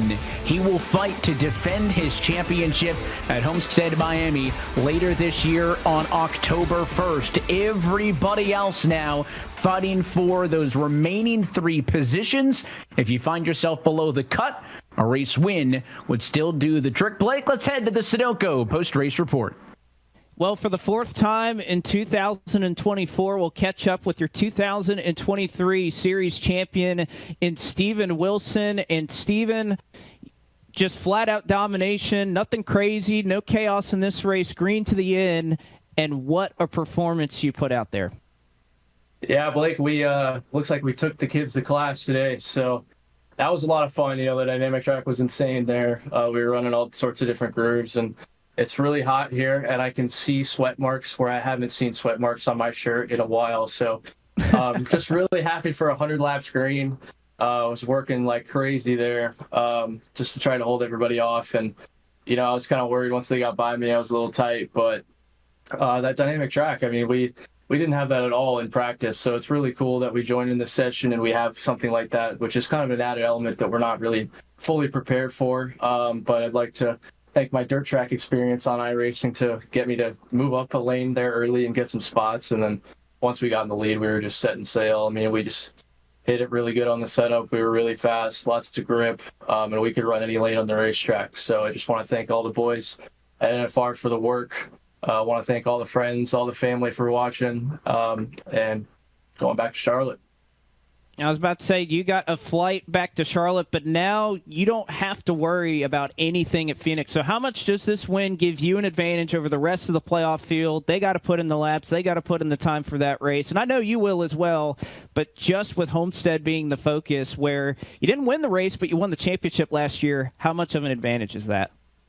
Yeah, I mean, I already feel really good at Homestead, obviously, with how last year went and the college series. Also, we went there and we kind of had a similar performance to what I had tonight. So I'm really confident going to Homestead, as always. Really good success there, and just having an extra 2 weeks of added prep. Who knows? I mean, we hopefully will show up and we'll beat them down like we did tonight. All right, Stephen. Well, again, congratulations. 4th win of the season and looking to make it 5, perhaps 6, before we put a bow on the eNASCAR's Coca-Cola iRacing Series' 15th season. As we'll catch up with our 2nd place runner on the Sunoco post-race report, it is Bobby Zielinski, who had a fantastic drive there late in the race. You made up a ton of spots towards the end, and here you go. You're putting yourself right back in the fight after being a couple of points down entering the night. Yeah, I just wish the guy behind the wheel was a little better tonight. I mean, I drove well to get second, and maybe we wouldn't have been able to get that 2.5 seconds. But I don't know, that second run, I really wore the right rear off it pretty good, trying to make those moves. And second, I guess, is probably the best we could have done today. So we're happy about that. I think we would have had a similar result or better last week in Michigan if the caution fest didn't happen. But I'm really happy we got a caution-free race today, and we got to actually show what this Interstate Batteries machine could do at Interstate Batteries kind of home track. Wish we could have got one better, but we're in a better position leaving Texas than we are when we came in. Still a lot of work in front of you, but I know Phoenix has been one of your stronger tracks in prior years. How confident are you going there in 2 weeks? Yeah, really confident. Like last year, it was one last green white checkered away from, if that caution didn't end the race, I think we had it. And then, the finale before just had a bad pit stop there and could have won both those races. So I'm happy with that, but it's a new year, new setup stuff, new preparation. So, I like the track. I've fared well there, but it's a new year. All right, Bobby. Well, again, congratulations on second tonight, and we look forward to what you're able to do when we get to Phoenix. Appreciate it.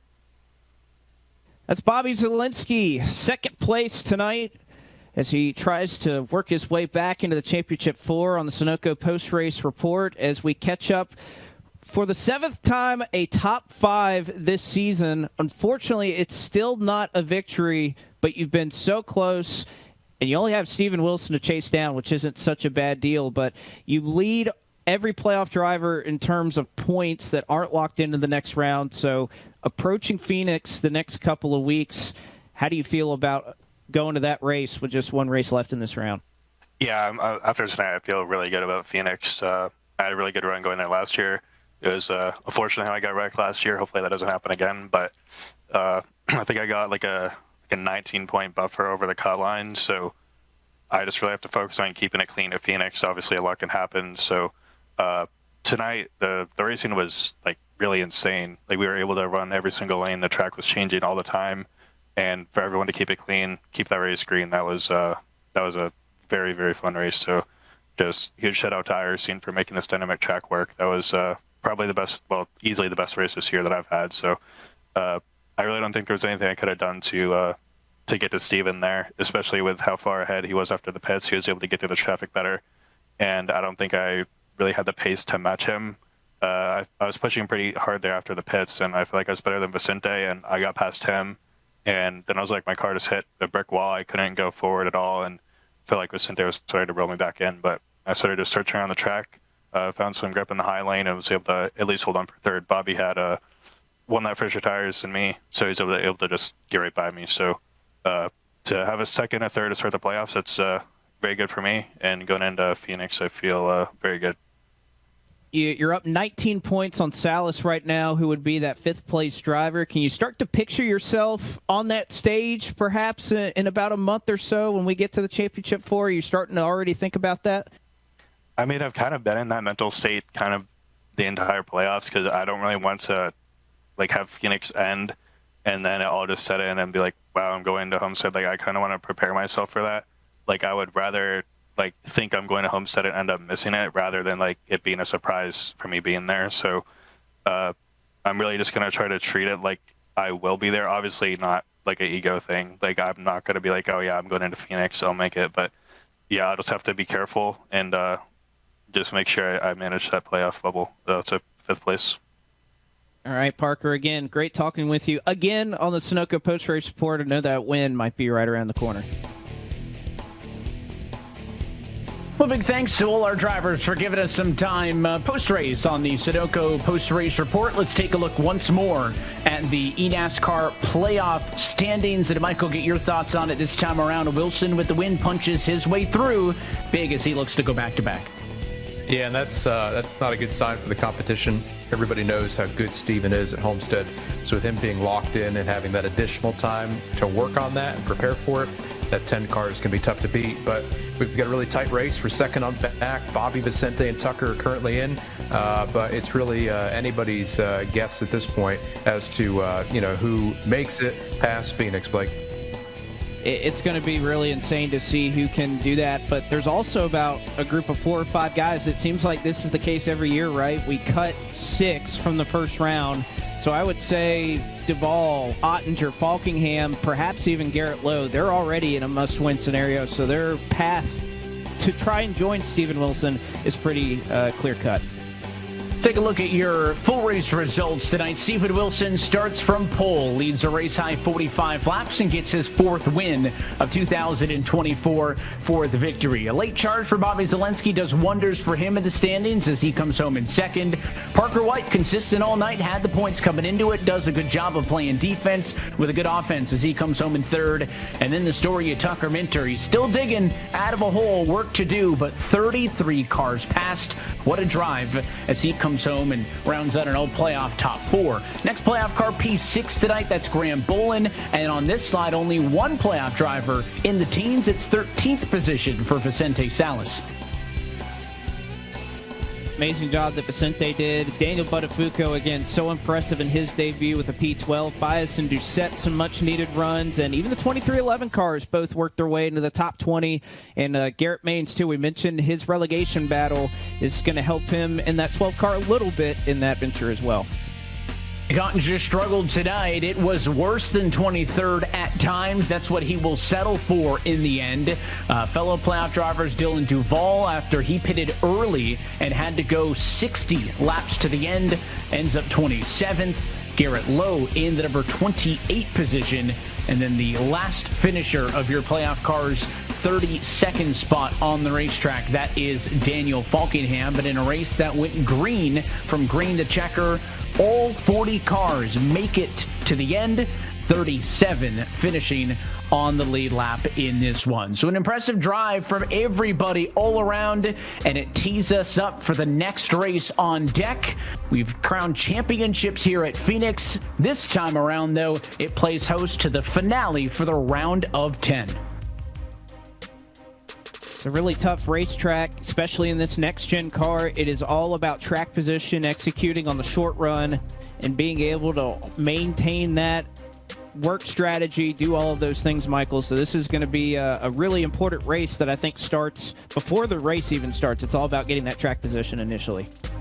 Yeah, and we saw Tucker last year win this race because of a really good strategy call at the end, and then a ton of cautions and a lot of short runs. So you've got to have a good long run car just in case, but you've got to be up on the wheel and ready to go on the short runs if you get it. But ultimately, guys, fantastic race tonight. Green to checkered, multiple lanes, track evolution, great driving, super fun race to call. Thank you all for having me once again, and I'm looking forward to seeing the last 2 races of the year and seeing who joins Steven at Homestead. Evan?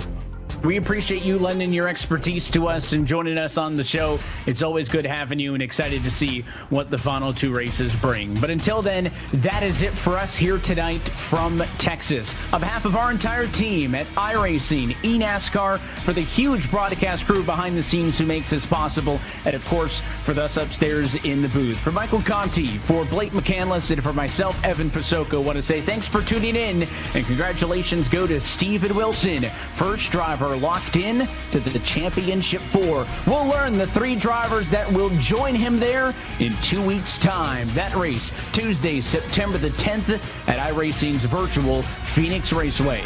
That race and every race of the 2024 eNASCAR Coca-Cola iRacing Series playoffs can be found right here on iRacing Live and streaming at eNASCAR.com. Until next time, good night From the Lone Star State, where Steven Wilson takes one more step in defense of his eNASCAR championship.